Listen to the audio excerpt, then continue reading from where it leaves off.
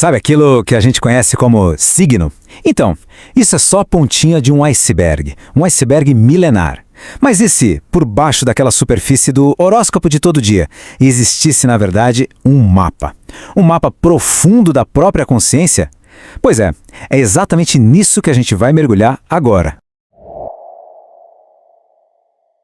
Olha, de um lado, a gente tem a visão que todo mundo conhece. O zodíaco como uma forma de entretenimento, né?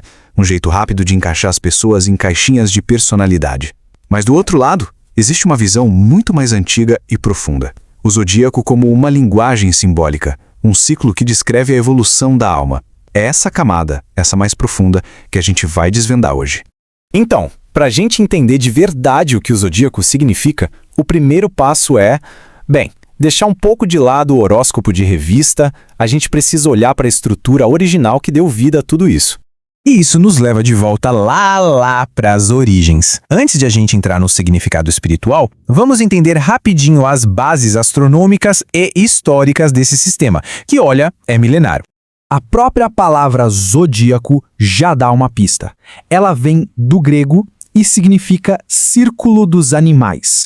E astronomicamente falando, ela descreve justamente isso, o caminho que o Sol, a Lua e os planetas parecem percorrer no céu. É como se fosse uma divisão simbólica do cosmos em 12 partes.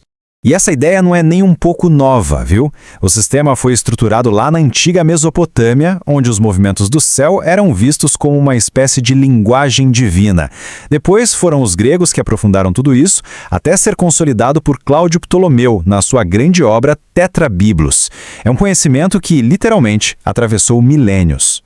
Agora sim, vamos ao coração da nossa análise. Como é que esse sistema astronômico virou um mapa de significado? Vamos dar uma olhada nas 4 principais camadas espirituais do zodíaco.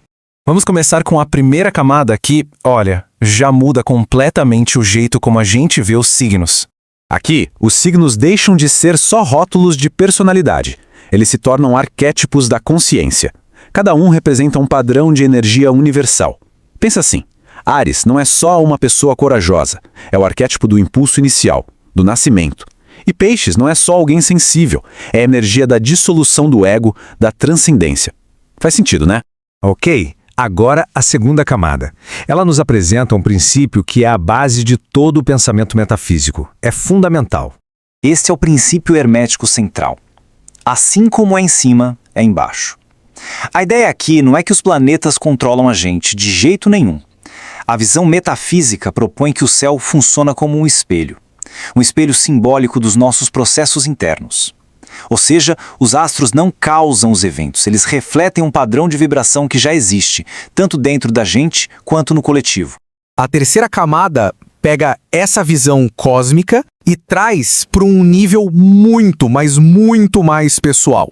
Nessa perspectiva, o mapa astral de nascimento é interpretado como um verdadeiro mapa da alma. Ele seria tipo um roteiro de aprendizado, sabe? Um conjunto de desafios kármicos. Ou seja, lições que a alma se propõe a aprender. É quase como um contrato energético que a alma escolhe para uma encarnação para poder viver experiências específicas e, com isso, evoluir. E, finalmente, a quarta camada, que nos mostra como o zodíaco é usado hoje como uma ferramenta bem prática de desenvolvimento pessoal. Na metafísica moderna, o foco muda. Sai da previsão do futuro e vai para o autoconhecimento. O zodíaco se torna uma ferramenta para a gente entender padrões inconscientes, para trabalhar nossa sombra, para desenvolver nossos potenciais. E o mais interessante é ver como muitos desses conceitos conversam diretamente com a psicologia de Carl Jung e a teoria dele dos arquétipos, que vivem no nosso inconsciente coletivo. E aqui a gente chega no ponto crucial, a grande virada de chave, o ahá está em redefinir o que um signo realmente é. Agora, olha só que interessante essa comparação. De um lado, a gente tem esses rótulos de comportamento, impulsivo, teimoso. Do outro, os princípios cósmicos. Áries não é sobre ser impossível, é sobre o princípio da iniciação.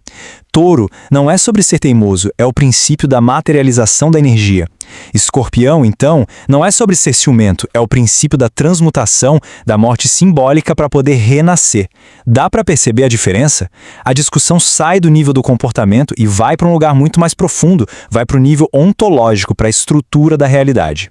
Com essa nova perspectiva, os 12 signos deixam de ser uma lista de coisas e se transformam numa história coerente, uma jornada completa. Vamos ver essa narrativa em 12 passos. E essa imagem ilustra essa jornada de um jeito brilhante.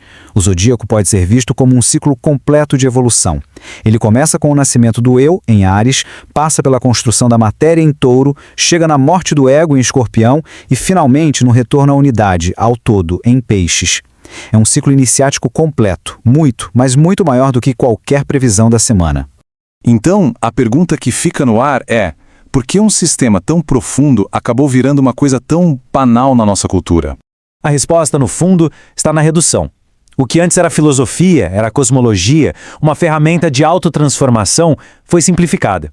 Simplificado para caber no nosso mundo de conteúdo rápido, de engajamento, de likes. Virou uma forma de identidade social. A fonte que usamos para esta análise faz uma analogia ótima. É como se a gente pegasse a alquimia e a transformasse num meme.